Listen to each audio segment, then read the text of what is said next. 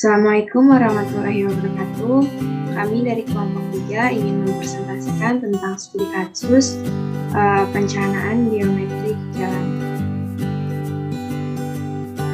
Anggotanya itu saya sendiri, Rara Salsana Nabila, yang kedua Muhammad Nur Hidayatullah, yang ketiga Rizak Adri Agustino, yang keempat Nita Sari, yang terakhir Agus Dewhari.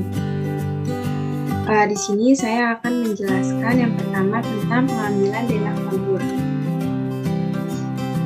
Kita menggunakan 4 aplikasi, yang pertama Demnas, yang kedua Google Earth, yang ketiga Global Mapper, yang keempat AutoCAD Civil 3D. AutoCAD Civil 3D ini yang kita gunakan selama perencanaan geometri jalan. Ini saya akan menjelaskan tentang cara bagaimana pengambilan denah kontur. Yang pertama, kita buka Demnas.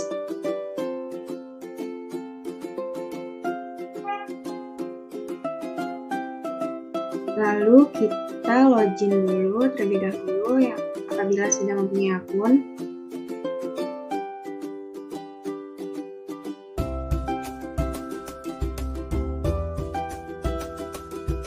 Lalu kita pilih daerah yang akan kita buat jalan. Di sini kelompok kami membuat daerah Depok.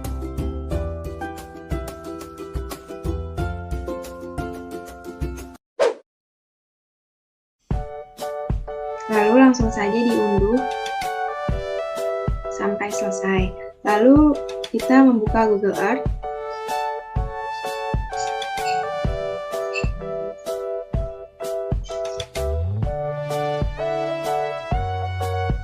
Lalu kita search yang akan kita buat, yaitu tadi Depok di kolom chat atas pojok kiri.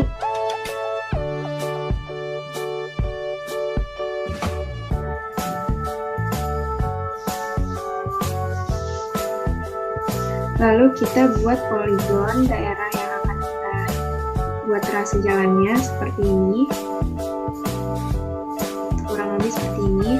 Dan ini saya akan membuat yang sudah saya buat sebelumnya. Lalu kita save. Lalu kita buka Global Mapper dan buka data yang tadi sebelumnya ada di Google Earth. Sorry, ini kita save dulu yang tadi mau kita buat. Baru kita open data di Global Mapper.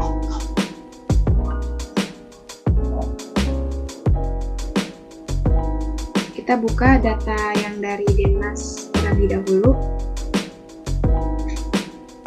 Kita yes to all. Oke. Lalu kita buka data yang dari Google Earth-nya.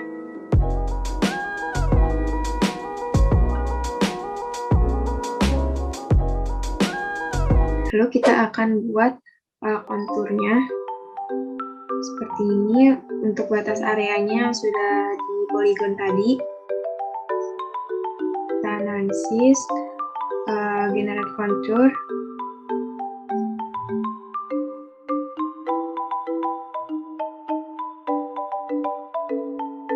Contour boundnya kita crop to selected area. Dan jadi seperti ini. Lalu kita ubah projection-nya jadi UTM.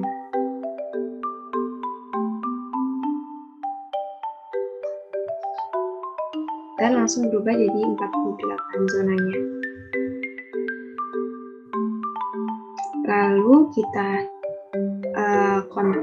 export ke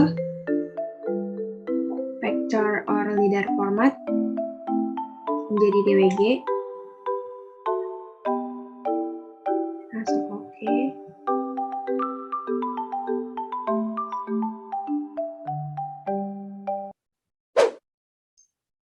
Lalu kita buka Civil 3D-nya dan buka kontur yang tadi kita sudah buat. Nah, hasilnya seperti ini.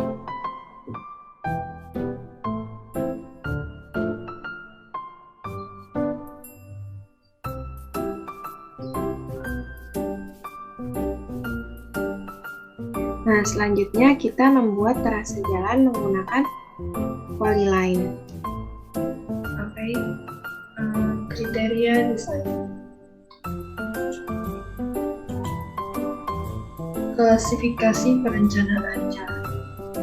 Klasifikasi jalan. Ini arteri primer, 4 lajur, 2 arah. Kecepatan rencana 80 km per jam. Super elevasi maksimum 10% atau bina marga. Kelandaian maksimum 5% atau TPGCAK nomor 038. Garis miring T, garis miring M, garis miring 1990. Panjang titis maksimum 500 meter. Lebar jalan jalan ini 25 meter. Untuk lebar jalan lajur itu 3,6 meter. Dan jumlah lajurnya itu ada 4 tanpa adanya median. Lebar bahu jalan itu 2,4 meter. Atau pedoman perencanaan efektif jalan tahun 1990. Berdasarkan kecepatan rencana, maka dapat diketahui jarak pandang dan jarak pandang pendahulu. Jari-jari minimum dan panjang bagian lurus maksimum yang harus dipenuhi pada ruas jalan yang dirancang, yaitu sebagai berikut. Untuk tabel 2.1, jarak pandang henti minimum itu PR dalam kilometer per jamnya itu 80, JH minimumnya itu 120 meter. Untuk tabel 2.1, 2 itu jarak pandang mendahului minimum, IR-nya 80 km, JD-nya 550 meter. Untuk tabel 2.1.1.3 itu jari-jari minimumnya, VR-nya adalah 80 km per jam. Untuk jari-jari minimum, R-min itu 210 meter.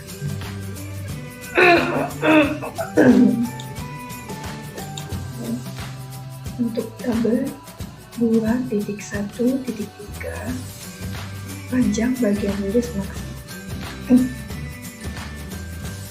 Fungsi arteri pada panjang bagian lurus maksimum itu di bagian datar 3.000 meter, sedangkan perbukitan itu 2.500 meter, penggunungan 2.000 meter. Untuk fungsi bagian kolektor itu pada panjang bagian lurus maksimum yang di datarnya itu terdapat 2.000 meter, untuk yang perbukitan itu 1.750 meter, dan untuk penggunungan itu 1.500 meter. Nah, hasil tersebut didapatlah jadinya itu adalah jarak pandang henti minimum itu 120 meter. Untuk jarak pandang mendahului minimum itu 550 meter. Jari-jari minimum itu 210 meter. Panjang bagian lurus maksimum itu 3.000 meter. Berikutnya adalah klasifikasi medan jalan. Tadi sudah dijelaskan oleh rekan saya, namun ada sedikit penambahan untuk tabel kemiringannya. Sepanjang jalan yang kita rencanakan merupakan jalan perbukitan yang berlokasikan di Depok. Jalan ini memiliki kemiringan dengan rata-rata 4,21%. Untuk realisasi kemiringan bisa dilihat pada tabel berikut. Untuk stasiun 0 sampai stasiun 0 plus 500 ada pada tabel sebelah kiri. Untuk stasiun 0 plus 600 sampai 1 plus 100 ada pada tabel sebelah kanan. Untuk stasiun 1 plus 200 sampai 1 plus 700 pada tabel sebelah kiri, dan stasiun 1 plus 800 sampai 2 plus 300 ada pada tabel sebelah kanan. station 2 plus 400 sampai 2 plus 900 ada pada tabel sebelah kiri, dan untuk station 3 plus 0 ada pada sampai 3 plus 500 ada pada tabel sebelah kanan. Berikutnya station 3 plus 600 sampai 4 plus 100 ada tabel sebelah kiri, dan station 4 sampai 4 plus 200 sampai 4 plus 700 ada pada tabel sebelah kanan. Berikutnya station 4 plus 800 sampai 5 plus 300 ada pada tabel sebelah kiri, dan 5 plus 400 sampai 5 plus 900 ada pada tabel sebelah kanan. Untuk station 4 plus 800 sampai 5 plus 300 ada pada tabel sebelah kiri, dan untuk station 5 plus 400 sampai 5 plus 900 ada pada tabel sebelah kanan. Selanjutnya station 6 plus 0 ada sampai 6 plus 500 ada pada tabel sebelah kiri, dan station 6 plus 600 sampai 7 plus 100 ada pada tabel sebelah kanan. Untuk station 7 plus 200 sampai 7 plus 700 ada pada tabel sebelah kiri, dan untuk station 7 plus 800 sampai 8 plus 300 ada pada tabel sebelah kanan. Dan untuk 9 plus 0 sampai 9 plus 500 ada pada tabel sebelah kiri, dan 9 plus 600 sampai 10 plus 100 ada pada tabel sebelah kanan. Untuk yang terakhir ada pada tabel berikut. Selanjutnya adalah penentuan koridor. Penentuan koridor ditentukan pada tahap studi kelayakan ketika sejumlah desain alinyemen dikaji dengan menggunakan informasi yang tersedia dan sudah digabungkan dalam peta topografi. Dalam menetapkan alinyemen, kita harus mempertimbangkan topografi, khususnya kelandaian memanjang jalan, daerah pegunungan, berbukit, dan datar, serta aliran air. Faktor lain yang harus dipertimbangkan adalah lokasi dari setiap daerah-daerah yang rawan terhadap lingkungan, budaya, sebaran penduduk, dan guna lahan.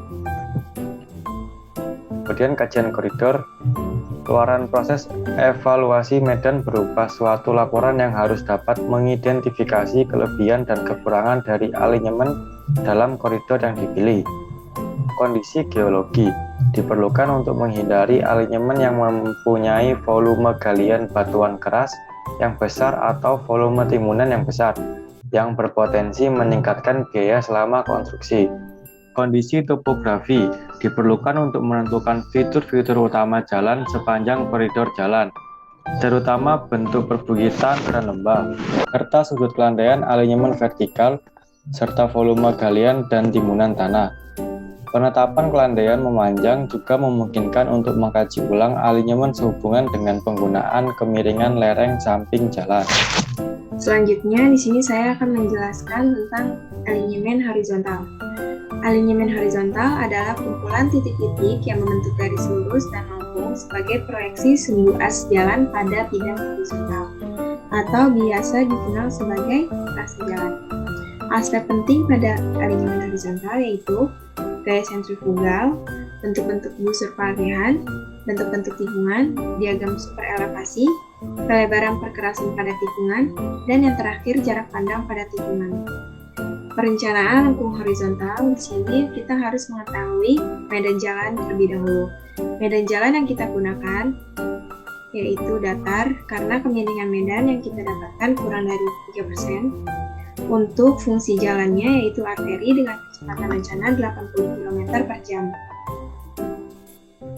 Jari-jari minimum yang kita pakai karena Emax kita pakai 10%, maka R-nya 210 meter. Untuk radius minimum atau derajat dan derajat lengkung maksimum. R minimum adalah perencanaan horizontal radius tikungan yang dipengaruhi oleh nilai E dan F serta nilai kecepatan rencana yang telah ditetapkan.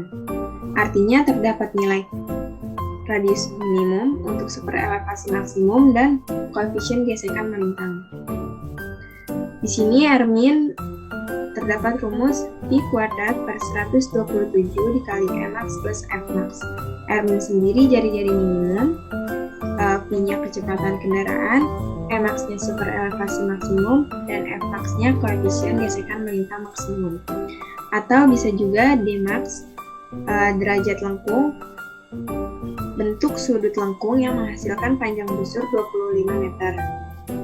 Semakin besar nilai R, maka semakin kecil nilai D, dan semakin tumpul lengkung horizontal rencana. Begitu juga sebaliknya, semakin kecil nilai R, maka nilai D-nya akan semakin besar dan semakin tajam lengkung horizontal yang direncanakan. Dengan rumus 181.913,53 dikali Emax plus Fmax plus P kuadrat. Yang kita dapat itu lengkungnya itu circle spiral atau SCS. Bentuk tikungan dari bagian lurus ke circle yang panjangnya diperhitungkan dengan melihat perubahan gaya sentrifugal dari 0 sampai ada nilai gaya sentrifugal. Tikungan SCS ini memiliki tingkat keamanan dan kenyamanan yang paling tinggi dibandingkan dengan tikungan yang lainnya, atau full circle, dan spiral-spiral. Ini ada contoh di samping sebelah kanan, contoh tikungan SCS. Panjang lengkung peralihan. Panjang lengkung peralihan ini dapat kita tentukan atau biasa disebut LS dengan rumus PR per 3,6 dikali T. T-nya itu waktu tempuh. Atau bisa juga LS sama dengan 0,022 dikali PR pangkat 3 per jari-jari busur lingkaran dikali perubahan percepatan dikurang 2,727 dikali PR dikali super elevasi dibagi perubahan percepatan. Atau bisa juga super elevasi maksimum dikurang super elevasi normal dibagi 3,6 dikali tingkat pencapaian perubahan kelandaian melintang jalan. Karena kita di sini memakainya 80 km per jam, maka RE yang kita gunakan 0,025 dan dikali dengan VR. Dari ketiga ini, kita dapat memilih yang terbesar. Nah, di sini lengkung peralihan yang kita gunakan yang ada pada tabel. Dengan V-nya 80 km per jam, maka LS yang kita gunakan 70 dengan R-nya 573 dengan D-nya 2,5. Di sini saya akan menjelaskan tikungan pertama SCS pada trase jalan yang sudah kita buat. Theta S-nya sama dengan LS dikali 90 per Pi dikali R sama dengan 3,498 derajat. Untuk theta C-nya kita dapat 45,131 derajat. Dengan LC 451,528 meter. Karena LC-nya lebih besar dari 20 meter, maka SCS dengan L sama dengan 591,528 meter. Nah, di sini kita memakai P dan K-nya yang sudah ditentukan, yaitu P bintangnya 0,0051251 dan K-nya 0,4999377. Dengan tikungan 1 seperti ini, P-nya itu dihasilkan dari LS dikali P bintang. Dengan K-nya dihasilkan dari LS dikali K bintang. ES sama dengan RC plus P dikali secant 0,5 dengan sudut dikurang RC sama dengan 65,268. Di sini kita tikungan pertama memakai sudut 52,128. Dan TS-nya didapatkan dari RC plus P dikali tan 0,5 dengan sudut plus K. Di sini masih sama, sudutnya kita memakai 52,128 dan hasilnya 315,435 meter. Nah, ini yang sudah kita dapat dari situ 3D juga tikungan pertamanya dengan hasil-hasil yang sudah kita dapatkan tadi. Ini ada rekapannya yang sudah kita buat agar terlihat lebih jelas. Nah, tikungan yang kedua dengan sudut 26,198 derajat Theta S-nya 3,498 dan Theta J-nya 19,131, LC-nya 191,404. Karena lebih dari 20, maka SCS dengan L 331,404. Ini sama, P-nya dihasilkan dari LS dikali P bintang dengan K-nya LS dikali K bintang, dengan ES-nya dihasilkan dengan sudut 26,128 sama dengan 15,593 meter. Dengan TS-nya sama dengan sudut 26,128 sama dengan 168,040 meter. Ini SCS tikungan kedua yang dihasilkan dari siklus tersebut. Dan ini rekapan yang sudah kami buat. Ini saya rekapan dulu tentang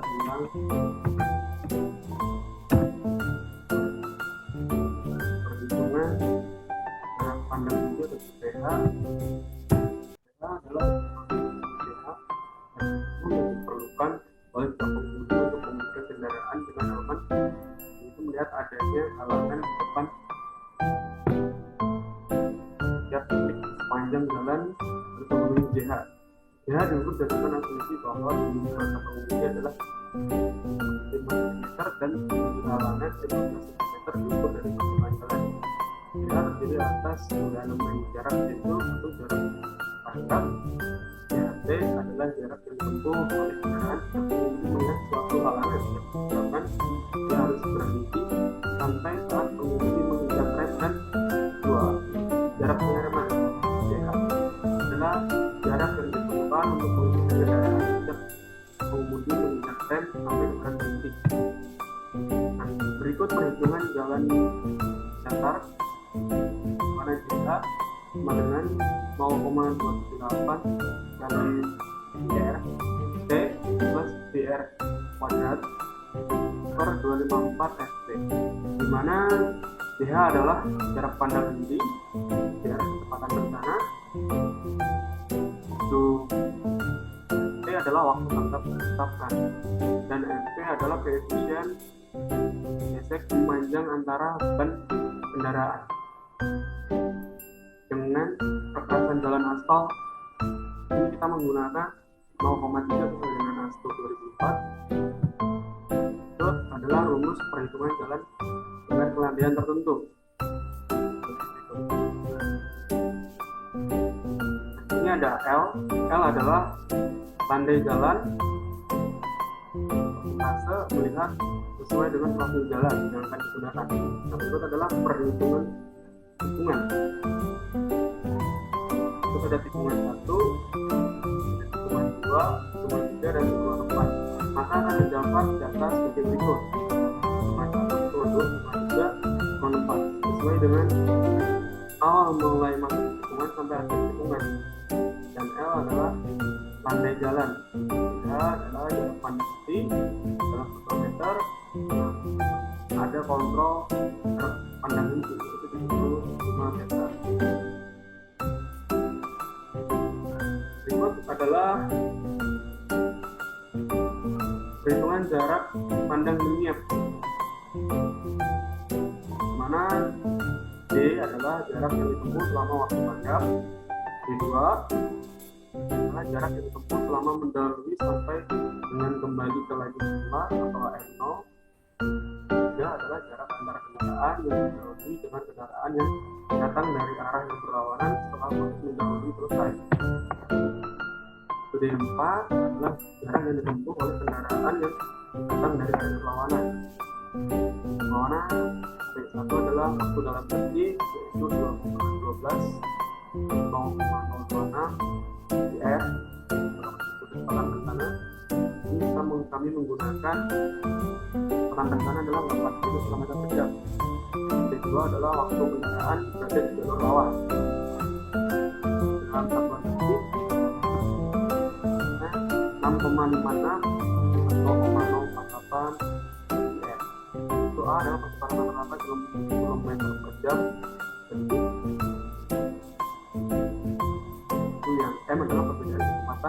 kendaraan yang bersiap dan kendaraan yang disisip.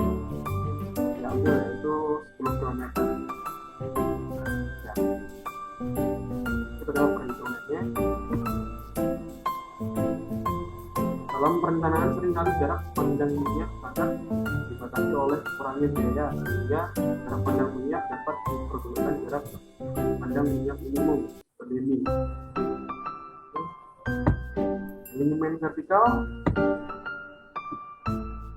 adalah perpotongan yang dibentuk oleh bidang vertikal melalui suatu jarak dengan bidang permukaan perkakas jalan yang bersangkutan.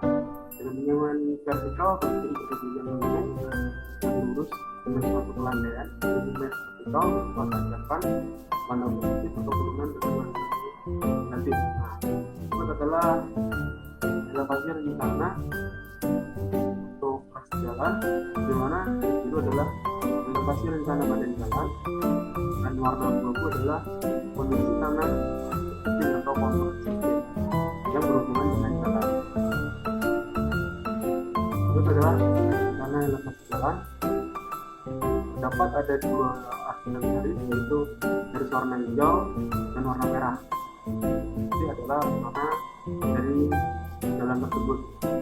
Yang hijau adalah untuk pekerjaan bangunan, yang merah untuk pekerjaan harian. Ini menggunakan ini untuk mengefisienkan untuk pekerjaan bangunan dan galian. Nah, itu adalah detail untuk jalan atau dengan detail potongan jalan. Dalam elemen vertikal terdapat dua lengkung, yaitu lengkung kembung dan lengkung kepung. Seperti berikut. Di sini ada tabel lengkung kembung, kriteria desain sesuai dengan ASTO 2004. Ini kita menggunakan 80, di mana stopping set desain adalah 30 meter, upload 25,7 atau desainnya 26. Panjang lengkung vertikal kembung atau panjang desain ini menggunakan 80, menggunakan desainnya menggunakan 30, dan cara desainnya adalah 30. Itu adalah perhitungan kembung, mana desainnya menggunakan 45 meter untuk 480, panjang dengan 69 sampai desainnya dapat sebagai tidur. Itu adalah perhitungan yang panjang lengkung kembung. Panjang menggunakan 20, untuknya slide desainnya untuk 80 meter. Kalau didapatkan lagi, kita bisa menghitung untuk elemen vertikal itu.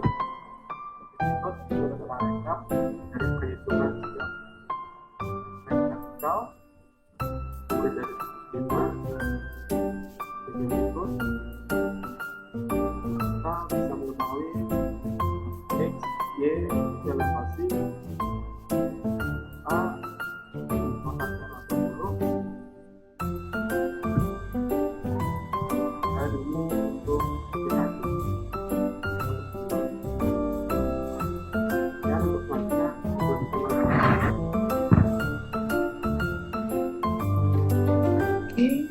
selanjutnya selanjutnya super elevasi. Super elevasi ini adalah kemiringan belakang di tikungan yang berfungsi mengurangi gaya sentrifugal yang diterima kendaraan pada saat berjalan melalui tikungan pada kecepatan VR. Nah, super elevasi berlaku pada jalur, lalu lintas, dan bahu jalan.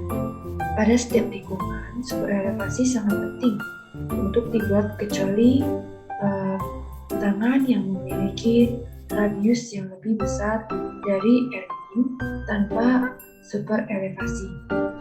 Untuk masalah drainase, itu pada saat percapaian kemiringan pada jalan perkotaan untuk kecepatan rendah, itu bila keadaan tidak memungkinkan, misalnya itu akses jalan, persimpangan, tanggung jawab, Terus perbedaan elevasi. Nah, super elevasi di tikungan ini boleh ditiadakan sehingga kemiringan lumpur itu tetap normal. Jika kondisi tidak memungkinkan, super elevasi ini dapat ditiadakan. Nah, hubungannya ini parameter perencanaan lempung horizontal dengan kecepatan rencana itu ditunjukkan pada nilai super elevasi. Nah, ini ada gambar untuk bagian TS ke SC ini, yang di tengah-tengahnya ini adalah bagian lengkung peralihan. Nah, untuk SC ke CS itu sebagai bagian lengkung penuh. Untuk yang bagian lengkung peralihan itu dari CS ke ST. Nah, ini ada di bawahnya LS dan juga LC. Untuk gambarnya bisa dilihat, ini semuanya udah di data dan berikan rumus-rumus tersebut. Untuk yang berikutnya, ini adalah super elevasi tikungan pertama. Nah, ini sudah dimasukin angka-angka semuanya dan juga sudah dihitung semuanya.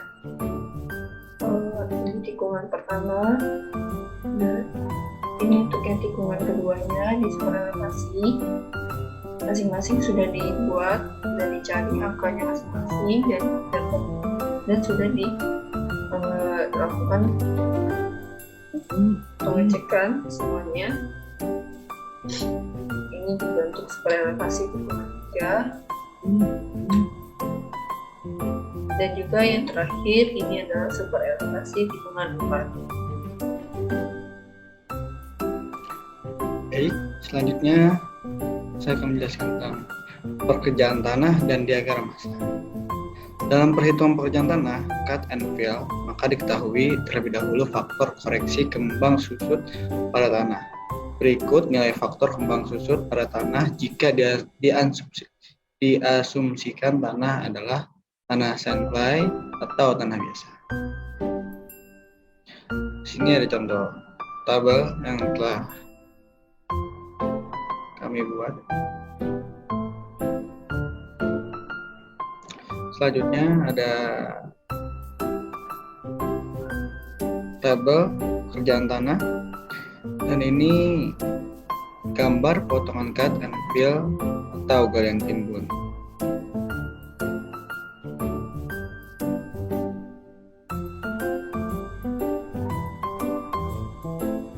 Sekian video presentasi dari kelompok kami.